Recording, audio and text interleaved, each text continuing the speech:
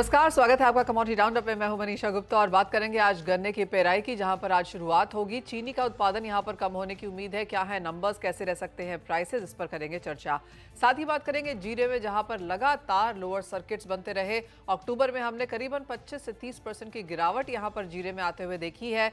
आगे जाकर किस तरह के भाव बन सकते हैं, इस पर भी करेंगे बात। और साथ ही बात करेंगे सोने की, जहां पर दिवाली से पहले अब यहां पर भाव सस्ते हुए हैं, तो खरीदारी किन लेवल्स पे करें, इस पर चर्चा करने के लिए हमारे साथ हैं HDFC सिक्योरिटीज के अनुज गुप्ता, गंगानगर कमोडिटीज के अमित खरे जुड़ेंगे। साथ ही all India sugar trade association के चेयरमैन प्रफुल्ल विठलानी हमारे साथ हैं। और जीरे पर हम बात करेंगे राजगौर स्पाइसेस के ओनर धनंजय राजगौर से। शुरुआत यहां पर चीनी के साथ कर लेते हैं, जहां पर आज से पेराई शुरू हो जाएगी। और जिस तरह की रिपोर्ट्स हैं, माना जा रहा है कि पिछले साल के कंपैरिजन में 8% की गिरावट इस बार चीनी के उत्पादन में देखने को मिल सकती है। प्रफुल्ल भाई, कैसे देखते हैं आप नंबर्स, क्योंकि जिस तरह से सूखे की चिंताएं हमने महाराष्ट्र कर्नाटका से आते हुए देखी हैं, क्लियरली उसका इम्पैक्ट यहाँ पर गन्ने पे पड़ा। हाँ, ये क्लाइमेट जो चेंजिंग है वो एक दिक्कत तो आ ही रही है एग्री कमोडिटीज पे। और जहाँ तक प्रोडक्शन का जो सवाल है, ये जो 8% गिरावट या जो भी है, इसमें से चीनी कितना होगा, इथेनॉल कितना होगा, तो ये सब चीजें देखते हैं कि इनिशियल जबकि सीजन चालू नहीं हुई है, रिकवरी यील्ड क्या है, उसका जब तक कोई 45 डेज का हमारे पास नंबर्स नहीं आते, तब तक कोई भी प्रिडिक्शन करना सही नहीं होता और वो स्पेक्युलेटिव हो जाता है। तो जहाँ तक हमारा या पर्सनल जो हमारे आइस्ता का जो सोच है कि चीनी हमारे पास उपलब्ध रहेगी पूरी सीजन के लिए। हमारे पास ओपनिंग स्टॉक भी गवर्नमेंट ने कह दिया है कि 5.7 मिलियन टन है। तो इस हिसाब से हमें 29 मिलियन टन से ज़्यादा तो चीनी चाहिए नहीं। पर 2009 में भी ऐसा हुआ था कि 14 मिलियन टन का प्रोडक्शन ऐसे ही जो सीज़न क्लाइमेट और सब चेंज का बता रहे थे, तो हुआ था 18 मिलियन टन। अब 14 मिलियन पे 4 मिलियन टन की गलती हो जाती है 30%। तो ये इस समय कोई प्रोडक्शन का अनुमान करना ये आहिस्ता इससे दूर रहती है स्पेक्युलेटिव से। तो मेरे ख्याल से यहाँ से कोई डेढ़ महीना जावे फिर इसके बारे में कोई बताए तो अच्छा रहेगा। पर जहाँ तक आपका सवाल है वो भी अपनी जगह पे सही है। तो हमने जो काफ़ी रिसर्च एनालिस्ट से बात की है, तो रेंज आ रही है 29 से 31 की, शुगर की, और अराउंड 4 मिलियन टन की इथेनॉल की। इसमें ऐसा होगा कि इथेनॉल कितना होगा और शुगर कितनी होगी। तो ये चीज़ में देखने की बात ये है कि क्या इथेनॉल के प्राइसेस कैसे रहेंगे? 5% बढ़ाएँगे, 2% बढ़ाएँगे? जब प्रोडक्शन चालू होएगा तब शुगर के प्राइस क्या है, इथेनॉल के प्राइस क्या है? तब इंडस्ट्री क्या ऑप्ट करती है? तो ये सब चीज़ें डिसाइड करेगी ये साल, क्योंकि नाउ वी आर मैच्योर्ड। तो we like Brazil, it is difficult to predict in this season immediately that how much percentage will go for sugar, how much percentage will go for ethanol. तो इस चीज़ों को मेरे ख्याल से 15 दिसंबर या जनवरी के आसपास हम सोचे तो ज़्यादा बेहतर रहेगा। बट रस रेंज इज़ 29 टू 31। अब जैसे आपने कहा कि इथेनॉल के प्राइस अब अभी आना बाकी है, सरकार क्या कोई उसके ऊपर स्टेटमेंट नहीं आया है। क्या लेवल इंडस्ट्री यहाँ पर एक्सपेक्ट कर रही है, एक तो ये, और दूसरा ये कि काफ़ी समय से बात चल रही है चीनी की MSP बढ़ाने की, साथ ही साथ एथेनॉल का भी कोई long term price formula set करने की भी। ये दो तीन चीज़ें आपको लगता है सरकार से इस सीजन में आते हुए नजर आएंगी? सरकार खुद भी सोच रही है कि हमें इथेनॉल का क्या प्राइसिंग करना चाहिए। जैसे इंडस्ट्री की सोच है कि 5%, मैं तो कह रहा हूँ 5% दे भी दिया। पर अगर चीनी के भाव ऐसे जो आज यूपी में है, ऐसे रहे तो क्या रूपी वाले इथेनॉल बनाएँगे? दिक्कत ये आती है। तो वो पहले शुगर बनाएँगे। तो कितनी शुगर होगी, कितनी ये होगी। जहाँ तक आपने एमएसपी का बोला, हम हमेशा कहते हैं आहिस्ता कि हम एमएसपी बढ़ाने के लिए काफ़ी बार बोल चुके हैं और हम कहते हैं, वो इसलिए कहते हैं कि जो सीज़न के 3-4 महीने रहते हैं, वहाँ पे बिलो कॉस्ट ऑफ प्रोडक्शन चीनी बिकी जाती है।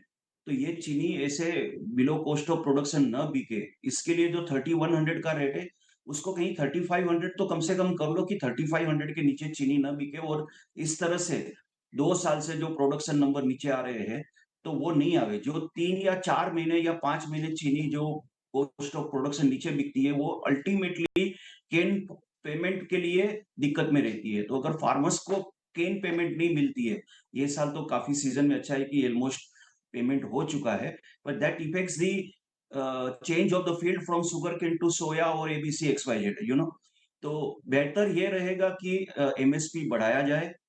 बेहतर ये रहेगा कि इथेनॉल की प्राइस इस तरह से गवर्नमेंट बढ़ाए कि जिससे बैलेंस बना रहे और चीनी भी प्रोडक्शन हो, हमें कभी भी इंपोर्ट की जरूरत ना करे। ये चीजें काफी गवर्नमेंट डिसाइड कब करती है रहेगी, और ये भी कह रहा हूँ कि एफआरपी के बाद एमएसपी। तो एमएसपी जो यूपी में काफी अच्छी तरह से गवर्नमेंट ने सोच समझ के बढ़ाई है। अभी तक वो भी नहीं, कल बढ़नी थी पर पता नहीं कल क्या हुआ है, तो वो भी पोस्टपोन हुई है। तो एसएपी आई बार यूपी में गन्ना ज्यादा है, तो एसएपी भी काफी कम बढ़ाया जावे, तो जिससे एक बैलेंस बना रहे, क्योंकि पार्लियामेंट इलेक्शन के टाइम पे गवर्नमेंट को काफी सोचना चाहिए कि किस तरह से प्राइसिंग की जाए। ओके। अच्छा प्रफुल्ल जी, क्विकली दो चीज़ें और। ऑलरेडी हमने देखा है कि एक्सपोर्ट्स पर रिस्ट्रिक्शंस बियॉन्ड अक्टूबर भी एक्सटेंड की गई हैं। अब जिस तरीके के एस्टिमेट से आकलन किया जा रहा है तो मान के चलें कि एक्सपोर्ट्स पर तो अंकुश रहेगा ही, और साथ ही साथ शुगर प्राइसिंग यहाँ से कैसी दिख रहे हैं आप? दीपाली जी, ऐसा है कि जैसे हमने कहा कि आहिस्ता जनवरी में ही प्रिडिक्शंस नंबर देती है, तो सही नंबर की तुलना गवर्नमेंट को समझ आ गई है कि जनवरी के पहले करनी मुश्किल रहेगी। अगर यही समझो करीबन 15% की गलती हो जावे, और जैसे 2019 में हुआ था 14 मिलियन टन के सामने 18 मिलियन टन का प्रोडक्शन हुआ था।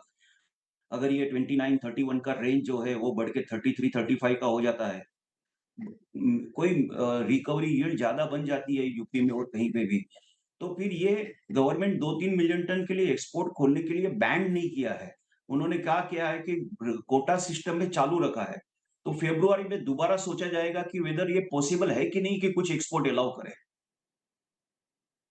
जी हाँ, एब्सोल्युटली। और अंतर्राष्ट्रीय बाज़ारों की बात ऐसे करें बाजारों तो की इसी वजह से अच्छी खासी तेज़ी भी यहाँ पर बनते हुए नज़र आई है। इस साल में अगर बात करें तो 35% की बढ़त हमने अंतर्राष्ट्रीय बाज़ारों में चीनी के भावों में आते हुए देखी है, करीब-करीब 13 साल के हाईज़ पर अब भी कारोबार। प्रफुल्ल जी, बहुत शुक्रिया साथ जोड़ने के लिए। तो क्लियरली काफ़ी सारी चीज़ें हैं अभी शुगर के सेक्टर में यहाँ पर देखने के लिए। आने वाले 45 दिन यहाँ पर इंपॉर्टेंट रहेंगे। ये तो बात हुई चीनी की, लेकिन अब नजर डाल लेते हैं यहाँ पर जीरे में, जहां पर आज भी गिरावट देखने को मिली है। चार्ट आपकी स्क्रीन पे लेके आना चाहेंगे, क्योंकि कल यहाँ पर 6% की गिरावट थी। पिछले 3 दिन में लगातार हमने यहाँ पर लोअर सर्किट्स के आसपास काम होता हुआ देखा है। और अगर अक्टूबर के महीने की बात की जाए तो करीबन 25 से 27% की गिरावट अब तक हम जीरे में यहाँ पर दर्ज कर चुके हैं। तो 64,000 वाला जीरा अब यहाँ पर 45 के भी स्तर टूटते हुए नजर आए हैं, और बातचीत बाजार में ये है कि करीब करीब 40,000 तक के लेवल्स देखने को मिल सकते हैं। धनंजय, कैसे देखते हैं आप ये जो करंट प्राइस डिक्लाइन है, कहां थमता हुआ नजर आ रहा है? नमस्कार मनीषा जी। आज भी 12,000 से 10,000 की बिकवाली है ऊर्जा मंडी में। जी। लोग डरे हुए हैं, जिसके पास माल पड़ा है वो डर के मारे बेच रहा है। लेकिन जीरा आने में अभी 4 महीने तक का समय बाकी है, आगे खेल अभी बाकी है। जीरे की खेती सबसे डिफिकल्ट है, तो इतना पैनिक होने की जरूरत नहीं है। सीजन का रेट अभी आ गया है, तो इस रेट से अभी ज्यादा घटना नहीं लग रहा है। ओके। तो मान के चलें कि फिर इन्हीं प्राइसेस के आसपास सपोर्ट रहेगा, और फिर जैसे आपने कहा कि अभी क्लियर पिक्चर आना बाकी है, तो क्या एक्सपेक्ट करना चाहिए कि प्राइसेस थोड़ा सा आगे जाते हुए रिबाउंड भी होते हुए दिखाई देंगे? 40,000 का अगर रेट होता है तो इस रेट पर स्टॉकिस्ट का सपोर्ट जरूर मिलेगा, और इस रेट से मार्केट स्टैंड हो जाएगा। अभी जीरा क्या पैनिक है कि सब लोग को एक साथ बेचना है जीरा, इसके लिए मार्केट अभी घटा है। लेकिन अभी स्टॉकिस्ट अभी जो रेट चल रहे हैं 40,000 के आसपास का, वो सीजन का रेट होता है, तो वो रेट वापस आ गया है। तो अभी स्टॉकिस्ट उसमें एंट्री करेंगे, और 100% इस रेट से जीरा वापस यू टर्न मारेगा। इसके नीचे जाना मुश्किल लग रहा है। As of now futures physical से क्यूज ले रहा है या फिजिकल फ्यूचर्स से? सॉरी मैम, क्या समझा नहीं।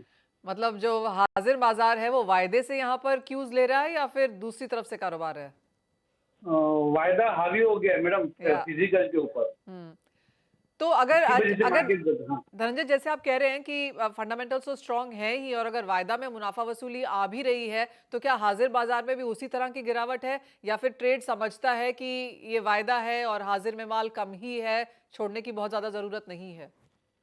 नहीं नहीं, वायदा घट रहा है तो हाजिर भी थोड़ा थोड़ा घट रहा है। पहले ऐसा नहीं था, फंडामेंटल बिल्कुल मजबूत था, लेकिन अभी लास्ट 15-20 दिन से सभी ने अपने हथियार छोड़ दिए, तो अभी वायदे के हिसाब से मार्केट चल रहा है।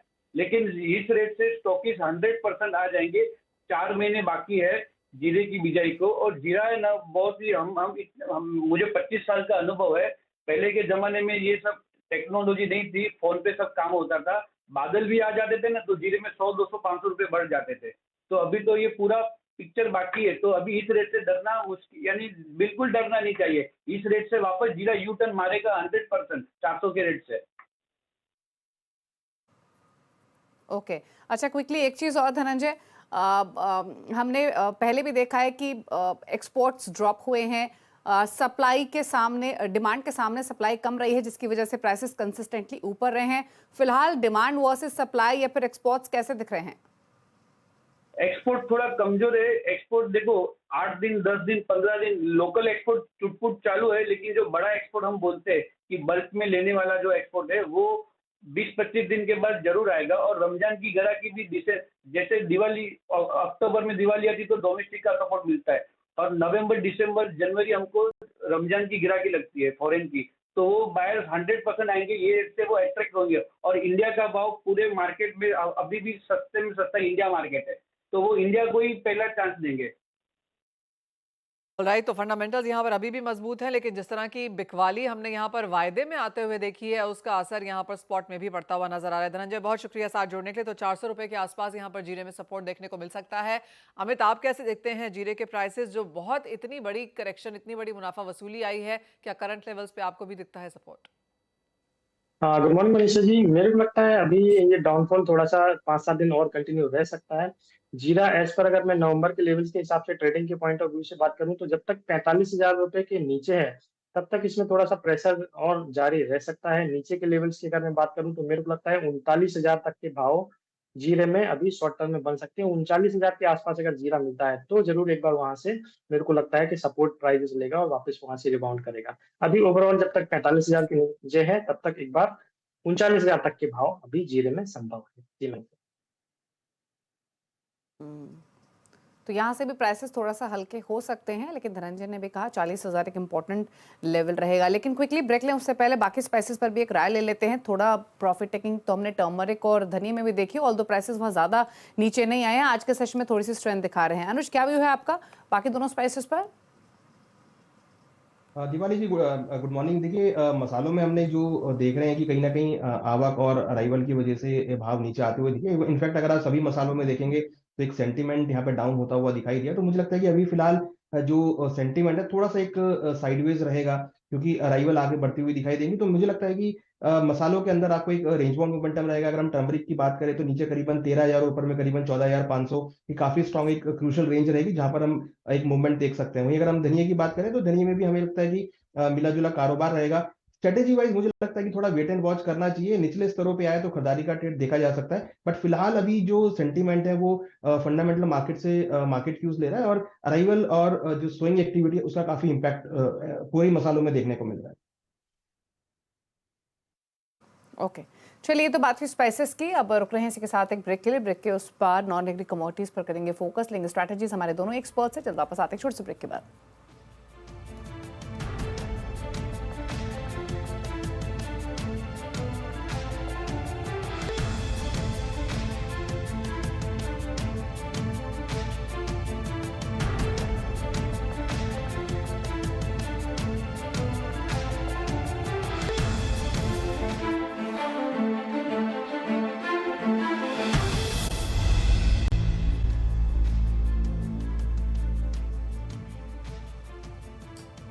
आप देख रहे हैं कमोडिटी राउंडअप और हमारे साथ तनुज गुप्ता, अमित खरे बने हुए हैं। फोकस करते हैं स्ट्रैटेजीज पर। शुरुआत कर लेते हैं सोने चांदी के साथ, स्पेशली गोल्ड में, जहां पर थोड़ी नरमी हमने ना सिर्फ इंटरनेशनल मार्केट्स बल्कि डोमेस्टिक मार्केट्स में भी देखी है। फेड पॉलिसी डिसीजन अवेटेड है, उससे पहले थोड़ा सा सॉफ्ट होते हुए सोना दोनों ही बाजारों में।